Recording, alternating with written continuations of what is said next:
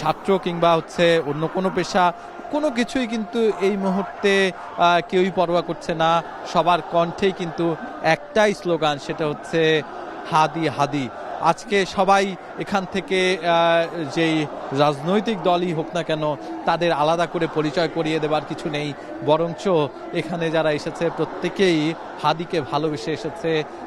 হাদি যে একটা বাংলাদেশ, সেটি কিন্তু প্রমাণ আমরা মিলছে। এখানে সবার হাতে আমি দেখতে পাচ্ছি যে বাংলাদেশের পতাকা উঠছে, সবার হাতে বাংলাদেশের পতাকা।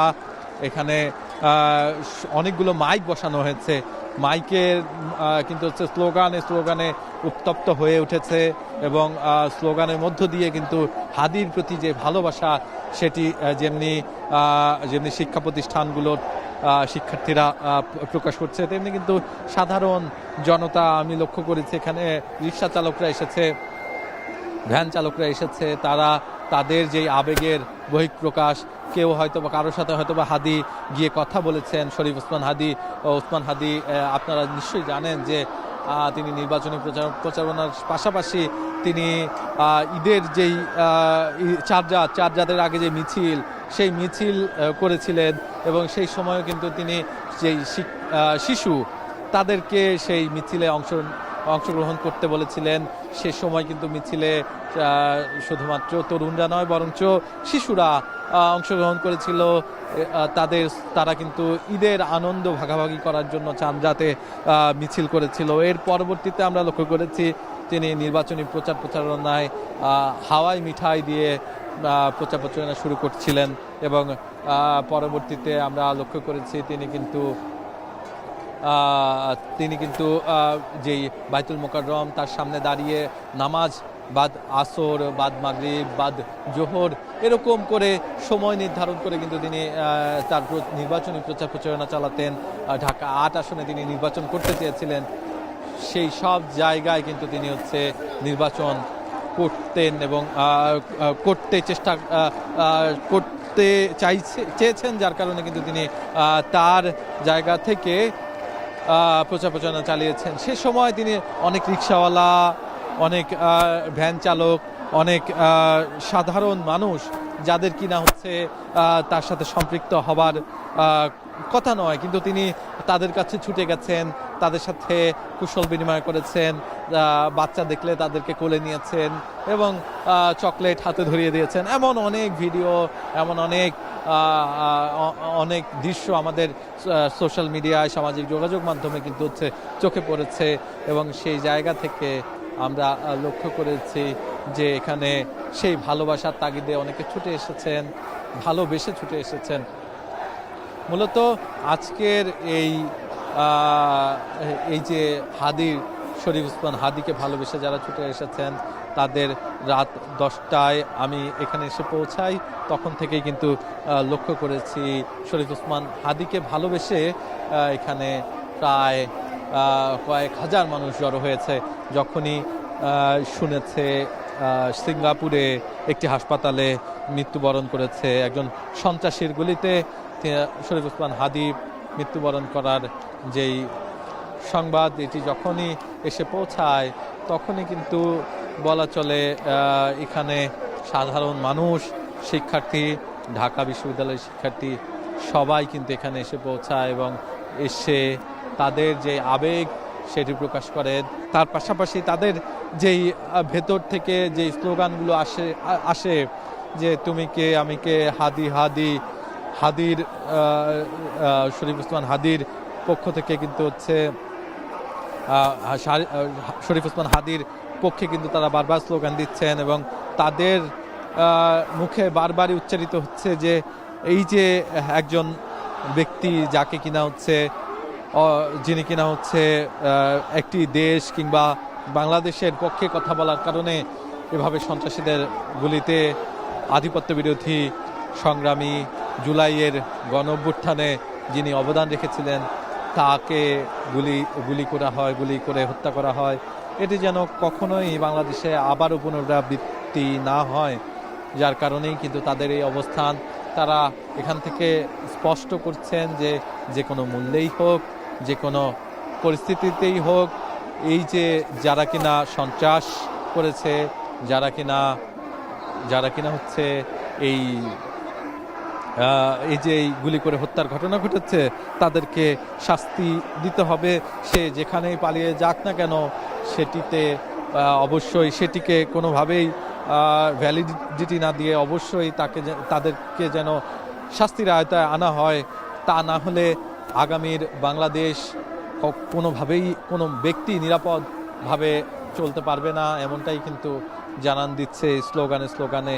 এখানে যারা উপস্থিত আছেন তাদের প্রত্যেকেই কিন্তু বলছেন তাদের একটাই দাবি যে আগামীর বাংলাদেশ হবে আধিপত্য বিরোধী এবং কেউ যেন তাদের স্বাধীন মত প্রকাশ করে কখনোই এমন সন্ত্রাসী কার্যকলাপের মধ্যে না পড়তে হয়, কেউ যেন খুন হতে না হয়। হাদির মতো একজন বিপ্লবীকে বাংলাদেশ হারিয়েছে, এটি বাংলাদেশের জন্য একটি ন্যাক্কারজনক ঘটনা। তেমনি এখান থেকে বলা হচ্ছে বাংলাদেশের প্রত্যেকটা তরুণ প্রত্যেকটি ঘরে ঘরে হাদি জন্মাবে, এটি কিন্তু এখান থেকে আশা প্রকাশ করা হচ্ছে।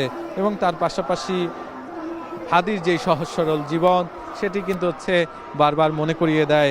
এখানে থাকা প্রত্যেকেই কিন্তু তাদের স্মৃতিচারণ করছিলেন যখন হচ্ছে স্মৃতিচারণ করছিলেন মাহফুজ আলম এবং তার পাশাপাশি নাহিদ ইসলামও তার স্মৃতিচারণ করছিলেন, কথা বলছিলেন সাবেক উপদেষ্টা আসিফ মাহমুদ সজীব ভুইয়া। তারাও কিন্তু বারবার করে বলছিলেন তার যে সহজ বাচনভঙ্গি, তার যেই বিনয়ী স্বভাব, যার কারণে সব পরিস্থিতিতে সবার মাঝে কিন্তু তিনি প্রবেশ করতে পারতেন, সবার মাঝে সবার মনে কিন্তু তিনি দাগ কাটতে পারতেন। এছাড়াও তার যে পোশাক এবং তার যে চিন্তাভাবনা সেটি একদমই বাঙালিয়ানা যেমনি তেমনি হচ্ছে বাঙালি মুসলমান যেই সংস্কৃতি পালন করা হতো সেটি কিন্তু হচ্ছে তার মধ্যে ফুটে উঠত। তিনি যেমনি হচ্ছে ফজরের সময় ক্যাম্পেইন চালাতেন, এটি কিন্তু ৭১ পরবর্তীও এ ধরনের ক্যাম্পেইন আমরা লক্ষ্য করি এবং ৭১-এর আগেও এই ধরনের ক্যাম্পেইনই কিন্তু এই বাংলার মাটিতে হয়ে আসতো। এছাড়াও রাজনীতিকে তিনি সহজ করতে চেয়েছিলেন, তিনি কিন্তু শুধুমাত্র রাজনীতিতে নেমেছিলেন মানুষের ভালোবাসায়। তার কোনো ফান্ডিং ছিল না, তিনি বারবারই বলেছেন যে আমার কোনো টাকা পয়সা নেই, আমি টাকা পয়সা ছাড়াই নির্বাচন করব এবং নির্বাচিত না হই তাও নির্বাচন করব, এমন কিন্তু বলেছিলেন। এছাড়াও তিনি কিন্তু 1993 সালে কিন্তু জন্মগ্রহণ করেছিলেন এবং তিনি ঢাকা বিশ্ববিদ্যালয়ে এসে পড়াশোনা করেন এবং তিনি যখন পেশা জীবনে ছিলেন একজন শিক্ষক, তিনি লেকচারার হিসেবে একটি বিশ্ববিদ্যালয়ে কাজ করতেন। তিনি থাকতেন ঢাকায় বনশ্রীতে। তবে সবকিছুর ঊর্ধ্বে উঠে তিনি কিন্তু এখন বাংলাদেশের বিপ্লবের ঐক্যের চেতনার একটি নাম শরীফ ওসমান হাদি। চট্টগ্রামে এই বিষয়ে জানাতে আমাদের সাথে যুক্ত হচ্ছেন জিহাদ। একটু জানাবেন আমাদেরকে জিহাদ, যে সেখানে আমরা শুনেছি স্লোগান হচ্ছে, অনেক শিক্ষার্থীরা নেমে এসেছে রাজপথে, অনেক শ্রেণী পেশার মানুষ নেমে এসেছে, আপনি আসলে এখন এই মুহূর্তে কি দেখছেন? চট্টগ্রামে এই মুহূর্তে বেশ উত্তপ্ত বলা যায় পুরো চট্টগ্রাম নগরী। বিশেষ করে কয়েকটি জায়গায় আসলে একযোগে বিক্ষোভ করছেন বিক্ষোভকারীরা। এই মুহূর্তে আমরা যেখানে আছি সেটি চট্টগ্রামের ১৬ শহর ২ নম্বর গেট এলাকা। প্রায় ১১টার কাছাকাছি সময় থেকে আসলে এখানে বিক্ষোভ শুরু করে ছাত্র জনতা এবং আমরা দেখছি যে প্রায় ২ ঘন্টারও বেশি, প্রায় ২.৫ ঘন্টারও বেশি সময় পার হয়েছে। তারা ২ নম্বর গেটের যেই চৌরাস্তার যে মোড়টি রয়েছে সেই মোড়টি অবরোধ করে এখনও কয়েকশো শিক্ষার্থী এবং ছাত্র জনতা বিক্ষোভ করছেন এই মুহূর্তে। এবং একই সাথে চট্টগ্রামের খুলশী এলাকায় রাত ১১টায় ঠিক এই জায়গা থেকে একটি মিছিল বের হয়, যেটি জিসি মোড় হয়ে খুলশীতে যেই ভারতীয় সহকারী হাই কমিশনের অফিস চট্টগ্রামের সেখানে যায়। এবং এই কিছুক্ষণ আগেও আমরা যতটুকু খবর পেয়েছি সেখানে কিন্তু ভারতীয় হাই কমিশনারের যে অফিস সেখানে ইট পাটকেল নিক্ষেপ করা হয়েছে।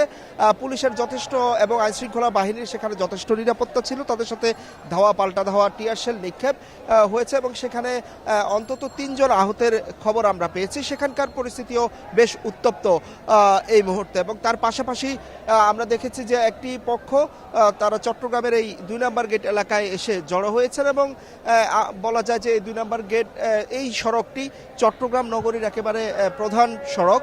চট্টগ্রামের ঢাকা থেকে যদি ফৌজদারহাট লিংক রোড হয়ে আসা হয় তাহলে এই রোড হয়ে আসলে আসতে হয়, নগরীতে প্রবেশ করতে হয়। এছাড়া নগরীর প্রধান যে সড়ক সেটিও কিন্তু এই মোড়টি হয়ে গিয়েছে, ফলে এই মোড়ের চারপাশে কিন্তু এখন অবরোধ। আমরা দেখতে পাচ্ছি পণ্যবাহী যানবাহন, যাত্রীবাহী অনেক যানবাহন আসলে গত 2.5 ঘন্টা ধরে আটকা পড়েছেন। তবে রাতের বেলা হওয়ায় যানবাহনের সংখ্যা কিছুটা কম। এর মধ্যে যারা আসছেন তারা বিকল্প কিছু রাস্তা বাছাই করার চেষ্টা করছেন, বিকল্প রাস্তা দিয়ে। এই মুহূর্তে মূলত এখানে আন্দোলন চলছে। এর পাশাপাশি এখান থেকে 1 কিলোমিটার দূরে সাবেক শিক্ষামন্ত্রী মহিবুল হাসান চৌধুরী নফেল তার বাড়ি, সেখানেও বিক্ষোভকারীরা গিয়েছিল ঘণ্টা খানেক আগে। সেই বাড়িতে কিন্তু আগুন জ্বালিয়ে দেওয়া হয়েছে শিক্ষামন্ত্রীর বাড়িতে এবং একই সাথে ব্যাপক ভাঙচুর করা হয়েছে বাড়িতে। আমরা সেই বাড়ির সামনে একটি মোটরসাইকেল দেখেছি, যেটি মোটরসাইকেলে আগুন দেওয়া হয়েছে এবং বাড়ির ভেতরে যে নিচতলায় এবং দোতলায় আগুনে পুড়িয়ে দেওয়া হয়েছে। এবং মূলত এই রাস্তাটি বন্ধ থাকায় ফায়ার সার্ভিসের কোনো গাড়িও সেখানে যেতে পারেনি। মূলত আশেপাশের যারা ছিলেন স্থানীয় বাসিন্দা তারা বিক্ষোভকারীরা ভাঙচুর এবং আগুন জ্বালিয়ে চলে আসার পর তারা সেই আগুন নিভিয়েছেন। তবে সেখানে ভেতরে খুব একটা কেউ ছিলেন না, ওনার বাড়িতে 3 থেকে 4 জনের মতো ছিলেন নিরাপত্তা রক্ষী সহ, এবং তারা বের হতে পেরেছেন। ফলে আগুন নিভাতে গিয়ে একজন আহত হয়েছেন।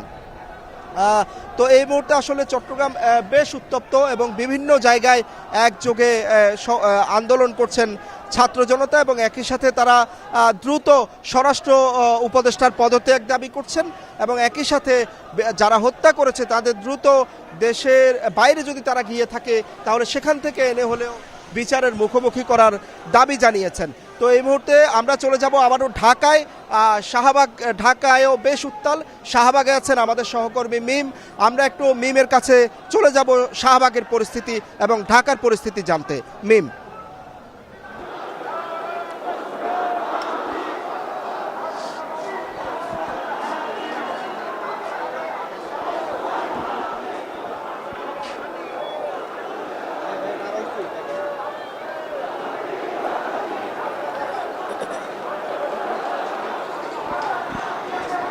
হাদির মৃত্যুতে সারা দেশ জুড়ে এক উত্তাল পরিস্থিতির সৃষ্টি হয়েছে। শাহবাগও তার ব্যতিক্রম নয় এবং এই শাহবাগ থেকে মূলত বলা চলে যেই হুঁশিয়ারি, যেই প্রতিবাদ সেটি শুরু হয়েছে পুরো সারা দেশের কেন্দ্রবিন্দু যদি বলি শাহবাগকে। বারবার বলতেই হচ্ছে যে 24 পরবর্তী সময়ে কিংবা 24-এর আন্দোলন থেকে জুলাইয়ের যে আন্দোলন ছিল গণ অভ্যুত্থানে, সেই আন্দোলন থেকে এই প্রথম একটি আন্দোলন যেখানে শরীফ ওসমান হাদি নেই। ন্যায় ও ইনসাফের পক্ষে সবসময় কথা বলেছে এবং সেই কণ্ঠস্বর, অপ্রতিরোধ্য এক কণ্ঠস্বর 24 জুলাইয়ের এক অন্যতম নায়ক শরীফ ওসমান হাদি। বিভিন্ন সময়ে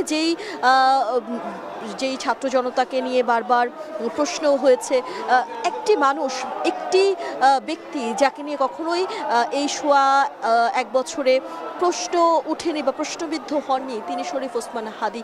তিনি তার মতাদর্শের জায়গা থেকে নিজের মতো করে একটি প্ল্যাটফর্ম তৈরি করেছিলেন যার নাম ইনকিলাব মঞ্চ। এই যে আমরা বলছি ইনকিলাব মঞ্চের আহ্বায়ক, ইনকিলাব মঞ্চের মুখপাত্র শরীফ ওসমান হাদি, এই টাইটেলটি তিনি নিজে তৈরি করেছিলেন এবং তার পেছনে তার ছিল এক অন্যরকম স্বপ্ন।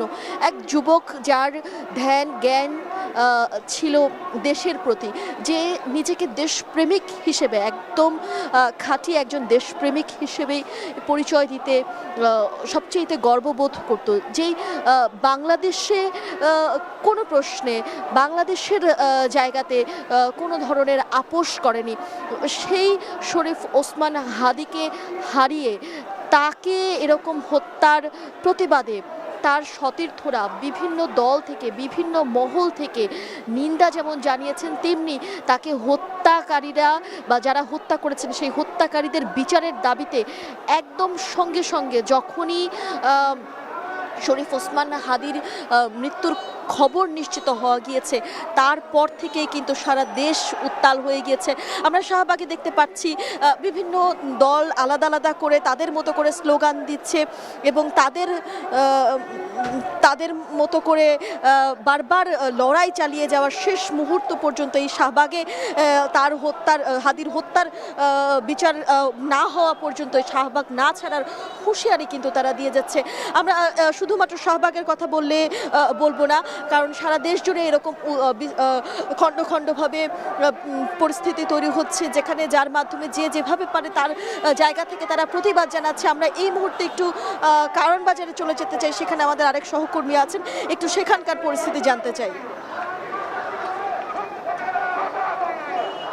জানালাগুলো ভেঙে ফেলা হচ্ছে এবং এই মুহূর্তে একটি ক্রেন নিয়ে আসা হয়েছে ফায়ার সার্ভিসের, যেটি টার্নটেবল লেডার টিটিএল গাড়ি সেটি নিয়ে আসা হয়েছে এবং এটির মাধ্যমেই ডেইলি স্টারের ভিতরের যারা আটকা পড়ে রয়েছে তাদেরকে উদ্ধার করা হবে বলে কিন্তু আমরা এখন পর্যন্ত দেখছি। এখানে ফায়ার সার্ভিসের যে টার্নটেবল লেডার টিটিএল গাড়ি অর্থাৎ 64 মিটারের যে ক্রেনটি রয়েছে সেটি এখানে নিয়ে আসা হয়েছে। এই ক্রেনটি ব্যবহার করে ডেইলি স্টারের ছাদে আটকা পড়া মানুষ এবং ভিতরে যারা আটকা পড়ে আছে তাদেরকে উদ্ধার করা হবে এবং সেই সঙ্গে ভিতরের যাতে নিঃশ্বাস নিতে কষ্ট না হয় এবং ভিতরে ধোঁয়া যেন বের করে দেওয়া যায় সেজন্য কিন্তু ডেইলি স্টারের চারিদিকে যে জানালাগুলো রয়েছে সেগুলো ভেঙে ফেলছে ফায়ার সার্ভিস এবং ক্ষণে ক্ষণে কিন্তু আমরা সেই জানালা ভাঙার যে শব্দ সেটি আমরা পাচ্ছি। আমরা যদি একটু দেখাই যে এই মুহূর্তে টার্নটেবল লেডার টিটিএল গাড়ি যেটি রয়েছে 64 মিটারের, সেই গাড়িটি কিন্তু এই মুহূর্তে এখানে এসেছে, ঠিক ডেইলি স্টারের সামনে এখানে রাখা হয়েছে এবং কিছুক্ষণের মধ্যেই এই গাড়িটি ব্যবহার করে ভিতরে যারা আটকা পড়ে আছে এবং ছাদে যারা আছে তাদেরকে উদ্ধার করা হবে। এখানে যারা এই ডেইলি স্টারের ভিতরে চাকরি করতেন বা আটকা পড়ে আছেন তাদের স্বজনরা কিন্তু এখানে আসছেন। তাদের থেকে আমরা যে তথ্যগুলো পেয়েছি ভেতরে 25 থেকে 30 জন এখন পর্যন্ত আটকা পড়ে আছে।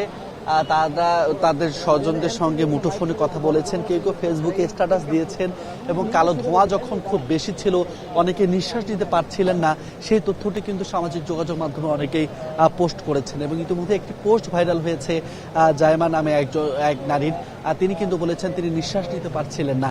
সেই সঙ্গে এখানে আমরা বেশ কয়েকজন স্বজনের সঙ্গে কথা বলেছি, তারা এখানে এসেছেন, ফায়ার সার্ভিসের সদস্যদের সঙ্গে কথা বলেছেন এবং সেনাবাহিনী সদস্যদের জানিয়েছেন যে ভেতরে আটকা পড়ে আছে এবং দ্রুত সময় যেন তাদেরকে উদ্ধার করা হয়। আমরা দেখছি যে এখানে ফায়ার সার্ভিসের একটি দল তারা অক্সিজেন নিয়ে ভেতরে প্রবেশ করছে এবং যেটি বলছিলাম যে ভিতরের ধোঁয়াগুলো যেন বের করে দেওয়া যায় সেজন্য কিন্তু জানালাগুলো ভেঙে ফেলা হচ্ছে এবং কিছুক্ষণ পরপরই কিন্তু আমরা জানালা ভাঙার যে শব্দ সেটি হচ্ছে। চারিদিকে শুধুমাত্র একদিকে জানালা নয়, চারিদিকে জানালাই কিন্তু ভেঙে ফেলা হচ্ছে যাতে দ্রুত সময়ের মধ্যে এই ভবনের ধোঁয়াগুলো বের করে দেওয়া যায়। যেহেতু টার্নটেবল লেডার গাড়িটি এসেছে অর্থাৎ টিটিএল গাড়িটি এসেছে, এই টার্নটেবল লেডার গাড়িটি ব্যবহার করেই মূলত যারা আটকা পড়ে আছেন ছাদে তাদেরকে উদ্ধার করা হবে। কিছুক্ষণের মধ্যেই সেই কার্যক্রমটি শুরু হবে। আমরা দেখছি যে এই গাড়িটি যিনি চালক তিনি এই মুহূর্তে এই গাড়িটির ভেতরে প্রবেশ করলেন এবং তিনি খুব সম্ভবত গাড়িটি একটি তার সুবিধা মতো জায়গায় স্থাপন করে তারপর কিন্তু এই যে লেডারটি রয়েছে অর্থাৎ ক্রেনটি যদি বলতে চাই বোঝার স্বার্থে সেই ক্রেনটি উঠে দেওয়া হবে। যেহেতু এখানে মেট্রো রেল রয়েছে এবং মেট্রো রেল এবং এই ডেইলি স্টারের মধ্যকার ফাঁকা স্থানটি খুবই কম, সেই জায়গা থেকে কিন্তু গাড়িটিকে খুব সুবিধাজনক জায়গায় দাঁড় করিয়েই তারপর এই লেডার গাড়িটির যে ক্রেনটি সেটি উপরে ওঠানো হবে। সেই জায়গা থেকে কিন্তু কিছুটা ঝুঁকি রয়েছে, যেহেতু ছোট্ট অংশ রয়েছে দুই মেট্রো রেল এবং এই ডেইলি স্টার ভবনের ফাঁকা অংশ খুব অল্প, সেই অল্প জায়গা দিয়ে কিন্তু এই লেডারটি ওঠানোর চেষ্টা করা হবে। এখন পর্যন্ত যে তথ্যটি আমরা স্বজনদের কাছ থেকে পেয়েছি, এখানে যারা আটকা পড়ে আছে তাদের স্বজনরা বলছেন যে এখানে 25 থেকে 30 জন বা তারও অধিক মানুষ আটকা পড়ে থাকতে পারে। যেহেতু ফায়ার সার্ভিসের সদস্য যারা রয়েছেন তারা ভিতরে গিয়েছেন এবং এই মুহূর্তে কিন্তু এই মুহূর্তে কিন্তু লেডার গাড়িটি যেটি রয়েছে টার্নটেবল লেডার টিটিএল 64 মিটারের যে ক্রেনটি রয়েছে সেটি উপর দিকে ওঠানো হবে, সেই প্রস্তুতি কিন্তু ফায়ার সার্ভিসের সদস্যরা করছেন এবং ভেতরে যারা আটকা পড়ে রয়েছেন তাদের উদ্ধারের কার্যক্রমটি একটু পরেই শুরু হবে।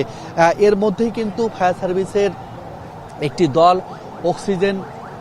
অক্সিজেন নিয়ে ভিতরে প্রবেশ করেছেন এবং আরও কয়েকটি ইউনিট আশেপাশে ফায়ার সার্ভিসে রাখা হয়েছে যারা এই আগুনটি নিয়ন্ত্রণে কাজ করবে।